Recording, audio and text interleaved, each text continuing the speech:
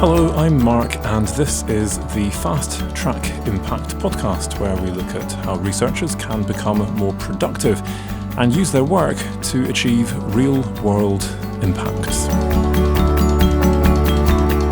Today, I want to focus on evidencing your impact, and I'm going to look at a few more creative ways of trying to evidence your impact. There are two reasons why we might want to do this. The first is formative. I think if you care about achieving impact from your research, there is no point in doing it if you have no way of telling when you actually achieved your impact and if you actually achieved the impact you set out to achieve. So if you want to achieve impact, I believe you need to have a way of tracking that and evidencing if and when it happens. That information will then provide you with feedback that can help you to do more and better work to achieve impact and to keep things on course. For many of us, this is a summative thing. And there are two reasons primarily why we may have to evidence our impact in summative mode. The first is our funders. Increasingly, our funders ask us to provide feedback on the impact of our work. I have various different projects. Each of my funders ask for feedback at different times in different ways, and they're interested in different parts of my impact. But also, for many of us, we are actually being evaluated as part of formal evaluation processes. So in the UK, this is the Research Excellence Framework. Australia is currently piloting this year its own version of the Research Excellence Framework, which will start now to evaluate the impact as well as the quality of academic research in Australia. Other countries looking at this as well. In the EU, the Commissioner for Research is also looking very carefully at how in the framework program that comes after Horizon 2020, he may try and integrate some kind of more formal impact evaluation into that. So I think whether we like it or not, we will at some point have to evidence our impact. And my question to you is, have you got some ideas and how can you do this in a fairly painless way? So before we get into that, let's have a think about this week's tip. So this week's tip is thinking about how you can write a highly cited article or book, some kind of research output which is going to attract a lot of academic attention. And if you are in the UK or in any other country that is formally evaluating the excellence of your research, in the UK, this is a star-rated system, 4-star being the top rating of a paper. This is how to write a 4-star paper. This has nothing to do with research impact. But I believe that if we want to generate impacts from our research, then we have to make sure that the research itself is rigorous and reliable and is actually the kind of evidence that we want to build impacts on. And rigor is, of course, a part of how to write that highly cited or highly graded paper. Now, the advice I'm going to give you varies from discipline to discipline. And so immediately I'm going to suggest that the first part of this is more generalizable. The second part is not going to apply to some of you. So the first part of this is simply to look systematically at good practice. And now this seems like a fairly obvious thing to do, but I know very few people who have ever actually systematically analysed what are the highly cited papers in my field. Now, if this is a journal article and you are now targeting a particular journal for that, then what you're doing is you're looking at the citations of papers over the last number of years for that particular journal. It could be more of a disciplinary thing. So I'm going to look now across articles from multiple journals across my discipline. What are the highly cited papers? What are the less highly cited papers? Bearing in mind that it varies with age as well.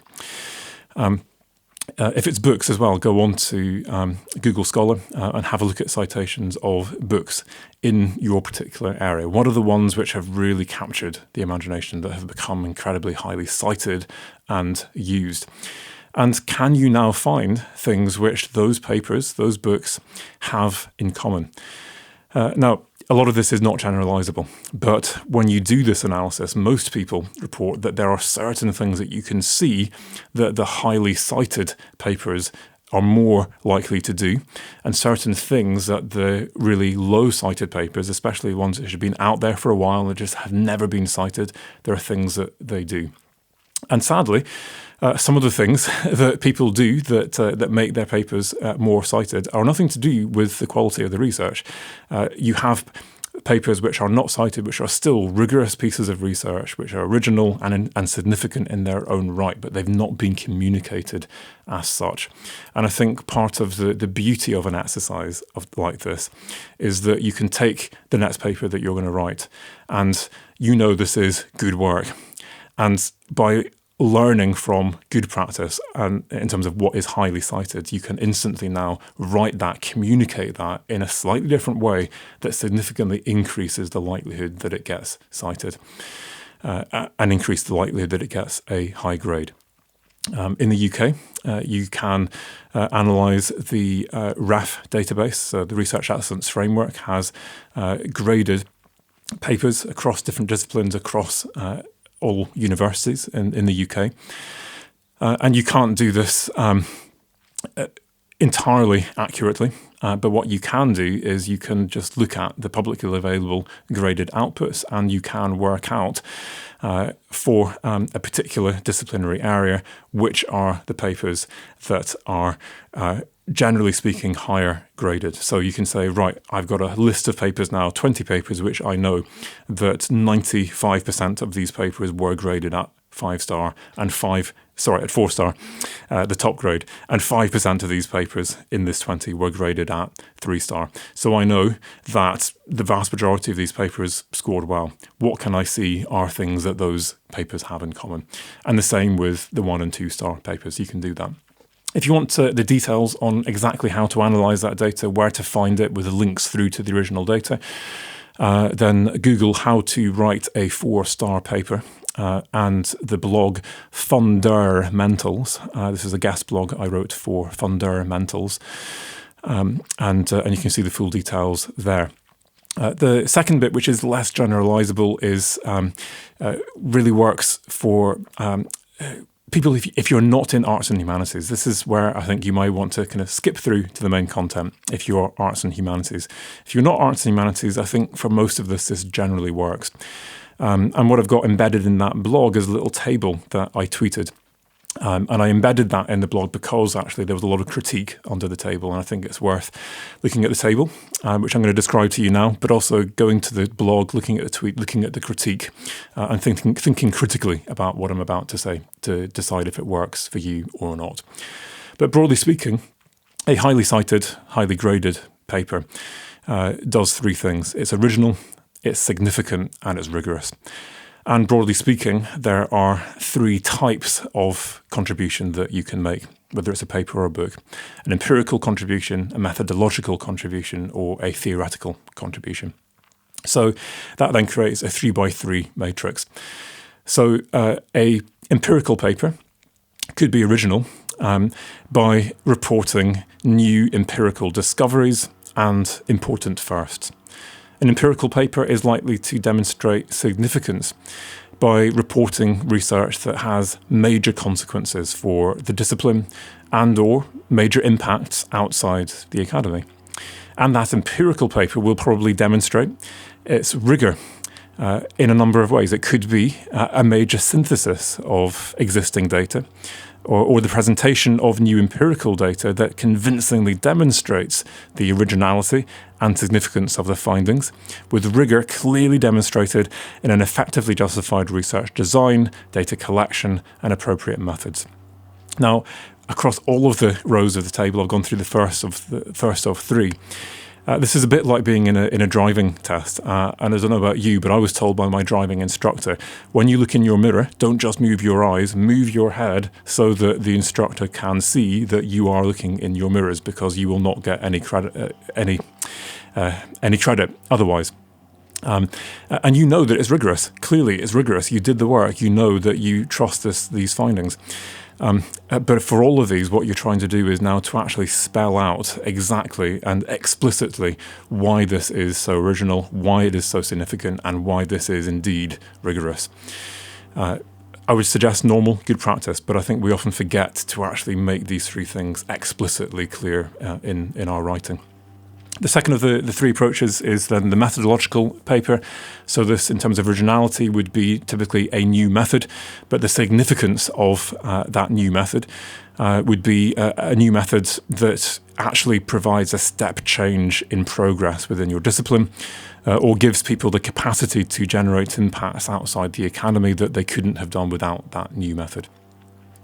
In terms of the rigor, methodological papers or books or contributions that apply, critically evaluate, refine, and in that way demonstrate the use and significance of the method across the fullest possible range of different application contexts. And then the third type of contribution is theoretical. So this, in terms of originality, is a qualitatively new theory that is different to what has gone before and contextualized as such. Its significance is then demonstrated by the fact that this is a theory that explains important unknown phenomena, that enables new disciplinary advances or the ability to generate impacts. And finally, in terms of rigor, a theoretical contribution will apply and critically evaluate the theory and then refine it, and in that way demonstrate its use and its significance across, again, a full range of different application contexts. For me, this is not rocket science. It's fairly basic stuff. And for most researchers, actually, we know this already. But the thing is, it's kind of implicit in there. And for me, just spelling it out as simple as a 3x3 matrix, originality, significance, and rigor, and how you apply those criteria to an empirical versus a methodological versus a theoretical contribution is a really powerful way of checking whether or not you are making the most of the latest contribution you want to make. So the main segment today is on creative ways to evidence your impact. As I said at the beginning, there's no point in going out to try and achieve impact if you have no way of measuring whether or not you're moving towards it or away from it.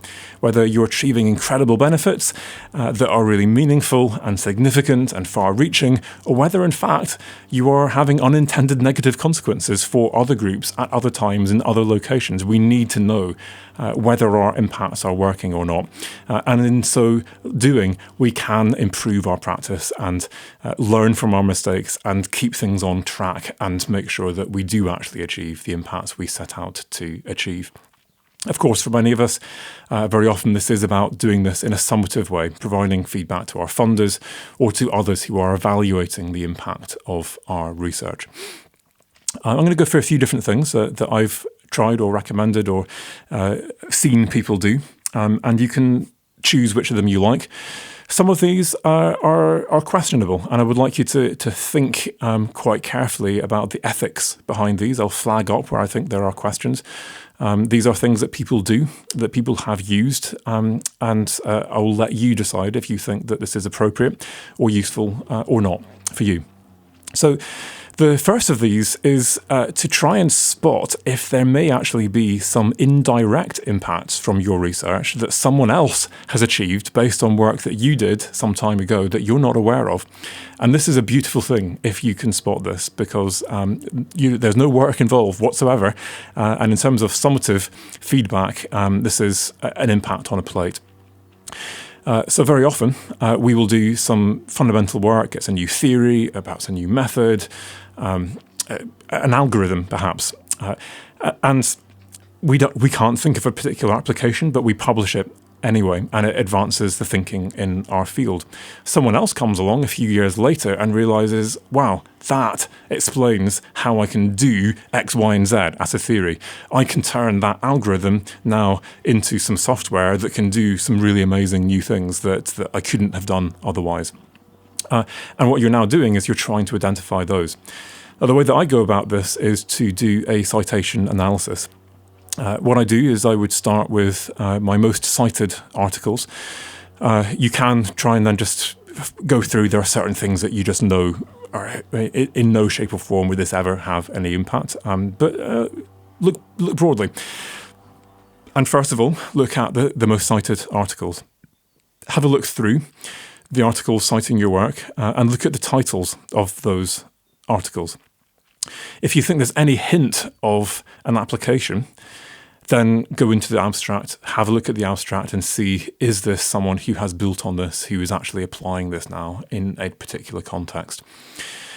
And then if you think there is something there, even if it's not that clear, look at the full paper, follow up with web searches about perhaps the funded projects that you can see cited in the acknowledgements of the paper that funded the work, going to the websites of the authors or their CVs to have a look then at the broader impacts that may be coming out of their work.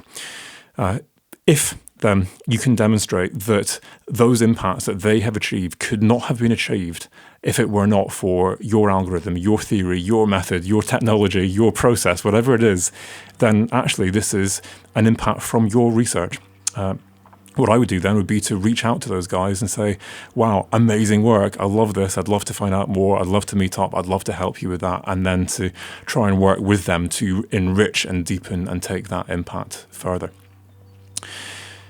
The next thing I'm going to do is I'm going to look at a couple of these more questionable things and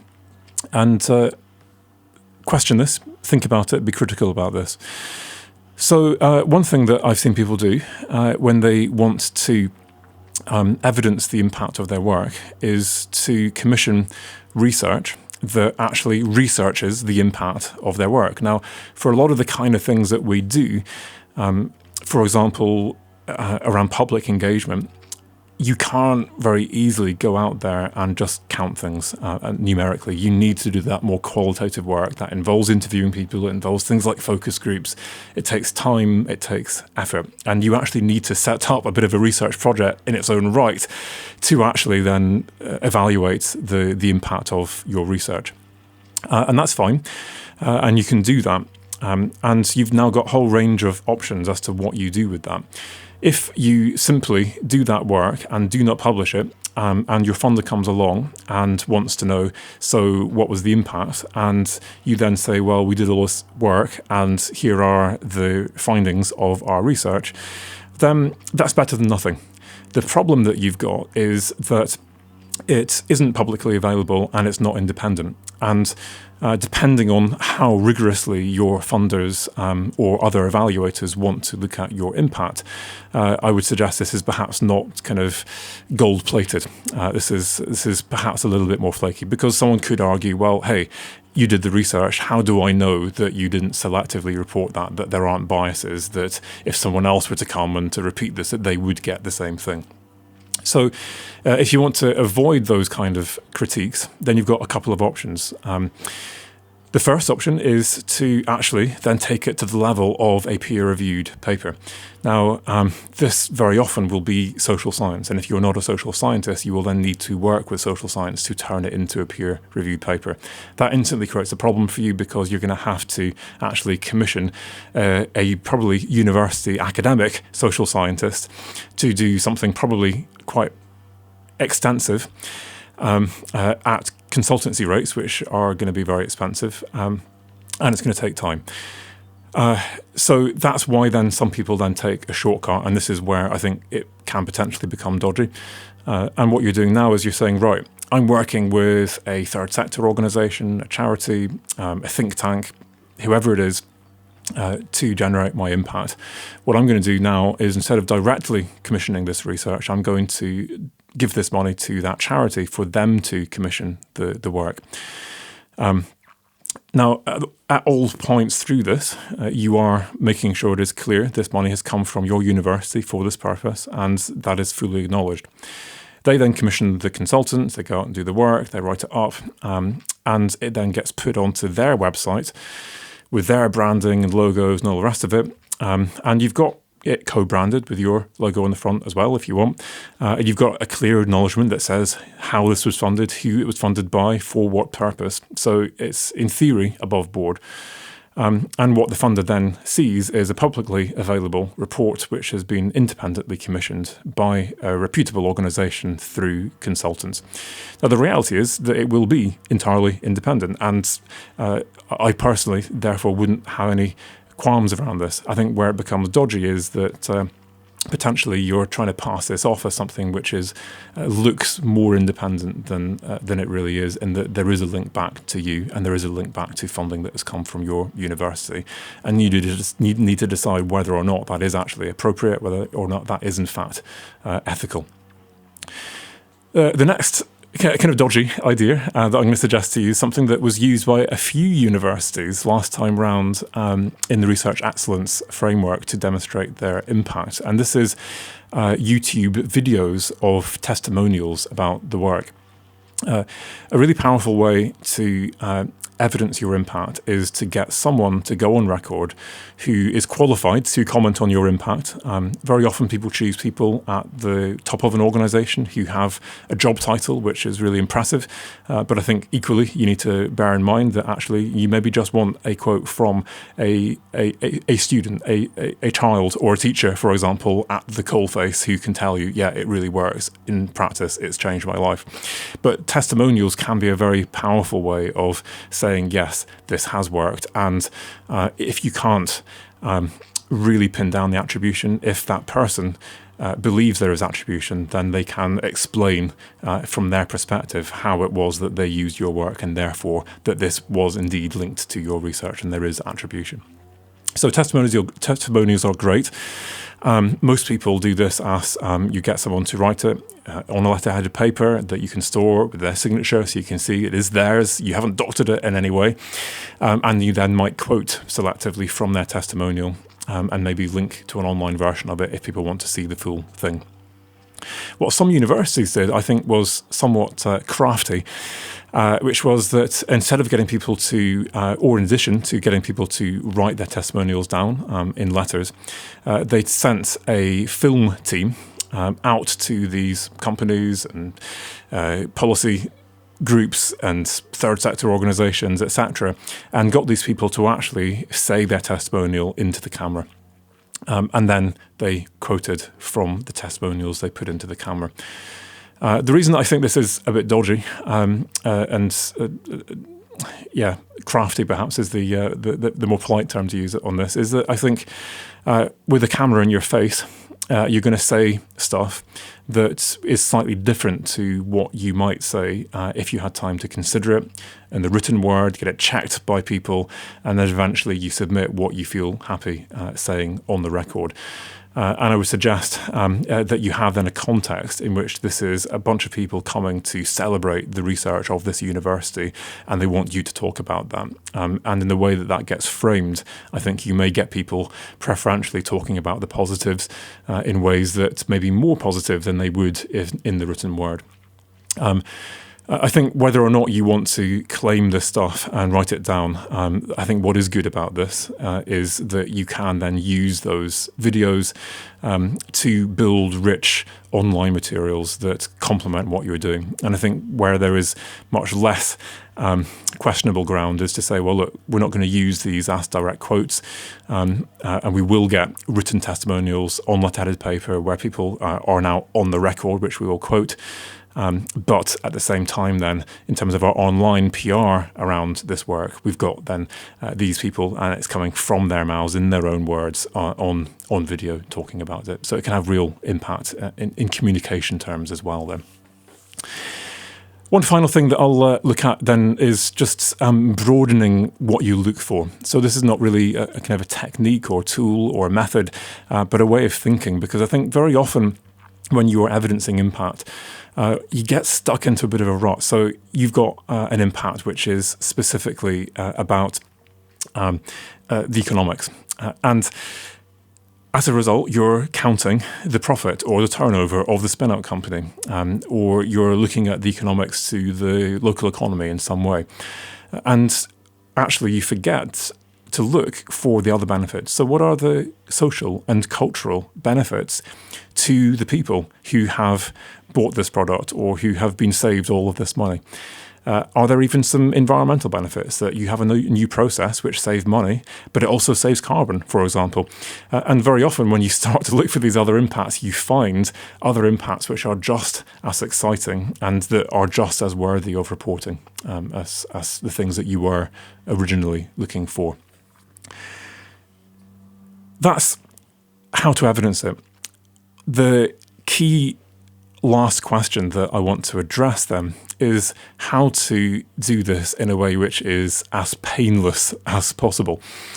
The problem that I have is that I'm working on so many different projects, and because of the nature of my research, they're all chasing different types of impact. And I get really quite confused and forgetful about what is happening on different projects. And so I need a way of capturing things on the go as it happens. Most universities have some kind of system now where you can log or register or track impacts online. And the problem is that they're not getting a huge amount of engagement from academics. And that's because they're quite hard to use sometimes. You need to have a username and password. You need to be online. They don't work on mobile, etc. And so I think that's fine. I want you to use your institutional repository. I use my own one, and I'm encouraging my own staff in my own school to do this. I'm director of impact for my school. So this is absolutely essential. We need to do that. But I'm only going to ask my staff to record it in that institutional repository once a year, just like your funders will ask you to do this once a year. And actually, the stuff that happened at the beginning of the year, 11 months ago, now I can't really remember. And the reality, human nature, most of us leave these things till the last minute, and the day before we're scrabbling to try and find something to put in here to tick boxes to keep me happy if you're in my school. And actually the stuff that gets put into these repositories therefore lacks the specificity and the detail to actually be very useful. So my message to you is to find something, anything that works for you as a kind of a solution that you can use on the go on a day-to-day basis, and to try and think about creating some kind of way to make a culture, an everyday practice or habit of tracking your impact. Some people like to do just folders, like the ring binder folders. Some people, it's a folder in their email. Some people like to use OneDrive. I personally use Evernote to do this. If you want to find out more about how I use this, just go to fasttrackimpact.com/Evernote. And for me, one of the useful things about Evernote is that if you have one super user, like me for my school, or you for a group of other projects, everyone else can have this for free. And for my £30 a year, people can just email their impacts in. So I've got for my project websites, just a link. You click on the link, brings up an email to my Evernote. It goes directly into the notebook for that project, and people just know. I just have to remember to go to the website, go to the contact page, and click on the link. That's all I need to remember. I don't need to log onto a new website. I don't need to even have the app. I don't need to be online. I just need to be able to use email. And the great thing for me is there's no excuse. If you can use email, then you can track your impacts, and you can let me know what's going on in this project or in the school. So it's a really powerful way of doing this on a day-to-day basis. And for those people who do like productivity apps and things like that, then you can share it, and all of the people in your team can have a shared notebook on their own mobile phone, tablet, computer that they are putting stuff into directly. And they can clip web pages, so they're stored as images or PDFs for posterity. So you've recorded that impact or evidence of impact. Even if it goes offline later on, they can record audio directly into it. You can fire in things with attachments. It's a very user-friendly way of just making it easy. So this is about taking the pain out of tracking this on a regular basis, making it something that you can do on a day-to-day basis really easily. And then you have lots of evidence to choose from when your funders come knocking, asking for the evidence.